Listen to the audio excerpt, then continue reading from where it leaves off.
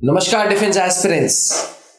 कल एक कमेंट आया और कमेंट कुछ ऐसा था कि सर मैं ग्रेजुएट एंट्री के लिए अप्लाई कर रहा हूं, फॉर एग्जांपल सीडीएस एंट्री के लिए, और सीडीएस एंट्री में मेरी चॉइस ऑफ सर्विस है इंडियन आर्मी, लेकिन एयरफोर्स सिलेक्शन बोर्ड से कॉल आ गया, या उल्टा मान ले कि चॉइस थी एयरफोर्स और आर्मी सिलेक्शन बोर्ड से कॉल आ गया। अब वो क्योंकि घर का प्रेशर है, प्लस कहीं ना कहीं एक चीज तो थॉट प्रोसेस है कि यार है तो ट्राई सर्विसेज, है तो फौजी जी, है तो आर्मी एयरफोर्स नेवी, है तो सब भाई भाई, तो चलो यार एसएसबी देते हैं।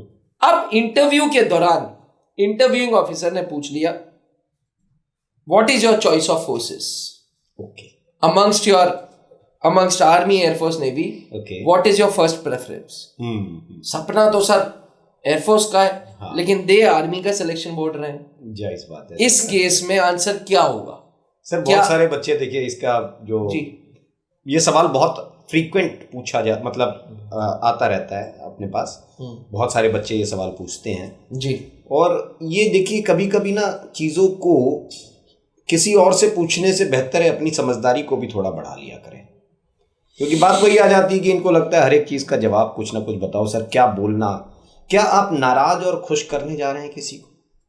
और पहली चीज तो आप ये देखिए कि ये बातचीत का व्यवहार जो है आपका, how do you represent yourself? You are talking to a senior officer who is interviewing officer, president और deputy president of the board. तो आप ये समझिए कि भाई इतने सीनियर ऑफिसर के सामने अगर आप बात कर रहे हैं तो आप की थोड़ी तो समझदारी चाहिए।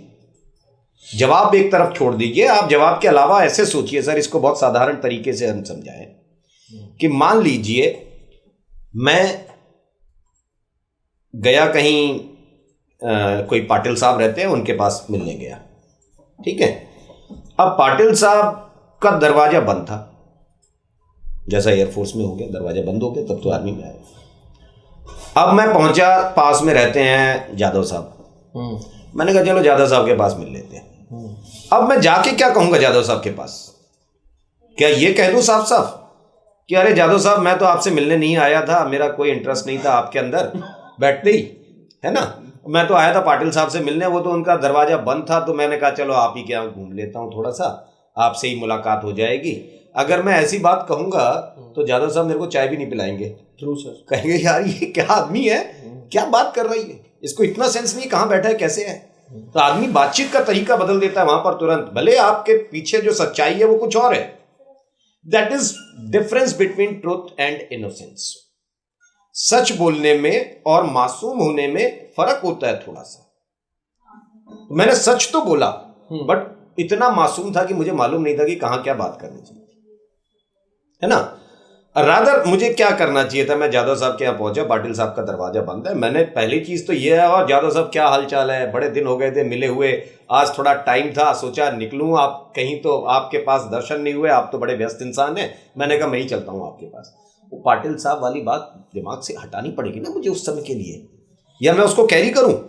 अगर मैं कैरी कर रहा हूं तो आई एम इनोसेंट पर्सन, मुझे पता नहीं है कि कैसे मेरे को रिप्रेजेंट करना है अपने आप को, है ना।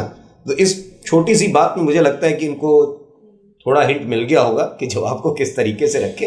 और देखिए एक और मजे की बात है कि ये जो सिलेक्शन बोर्ड है, ऐसा नहीं है कि आप जब दरवाजे पे खड़े हो गए जाकर के तब उन्होंने कहा कि नहीं जी तुम तो एयरफोर्स के लिए नहीं आर्मी के लिए हो। ये तो जब आपको कॉल लेटर आया था तभी पता चल गया था ना कि मैं आर्मी के लिए जा रहा हूँ, एयरफोर्स के लिए जा रहा हूँ। So you were well informed, है ना, तो you should have prepared yourself. आप उस हिसाब से प्रिपेयर्ड हो जाते, ठीक, और उसकी जानकारी भी करके जा सकते हैं। तो ये तरीके थोड़े बदलिए और अपने सोचने समझने की, अपने रिप्रेजेंटेशन के अंदाज को थोड़ा बदलिए, वो ज्यादा अच्छा काम आएगा आपके, ना कि आप इनके जवाब ढूंढते रहें बैठ करके कि सर क्या बोले क्या बोले। तो इनके दिमाग में वही लगता है कि नाराज और खुश होने वाली बात हो गई, इसलिए ये इस तरीके के सवाल पूछते। तभी तो मैं कहता हूं कैंडिडेट्स को कि एसएसबी की प्रिपरेशंस के लिए त्रिशूल आए और सही गाइडेंस पाए, क्योंकि सर जैसे कि आप अक्सर बोलते हैं कि कैंडिडेट्स आज के टाइम पे गाइडेंस से ज्यादा मिस गाइडेंस मार्केट में चल रही है। यूट्यूब प्लेटफॉर्म्स पे वो कैंडिडेट जो 2 बार 3 बार एसएसबी दे चुका है वही कोचिंग दे रहा है, हाँ, और कैडेट्स फीस बचाने के लिए कम फीस के चक्कर में गलत हाथों में पड़ जाते हैं। हाँ, ये एक बच्चों को भी समझना पड़ेगा कि किस तरीके से वो गाइडेंस ले रहे हैं। कौन एसेसर्स हैं सर? हाँ, पिछले 20 सालों से त्रिशूल ने 650 से ज्यादा अधिकारी दे दिए। आज आप जीटीओ ले रहे हैं, कर्नल पंकज मल्होत्रा सर जो खुद सर्विसेज सिलेक्शन बोर्ड 19 एसएसबी के डिप्टी प्रेसिडेंट थे, वो स्क्रीनिंग का सेगमेंट देख रहे हैं, वो इंटरव्यूज देख रहे हैं। तो अपने आप में सर गाइडेंस मैटर्स अलॉट। बिल्कुल बिल्कुल सही बात है। और सही गाइडेंस है। आप हर जगह रट के ना जाइए, हर चीज के जवाब में कुछ अपने पास भी छोड़िए कि what how I should represent my self.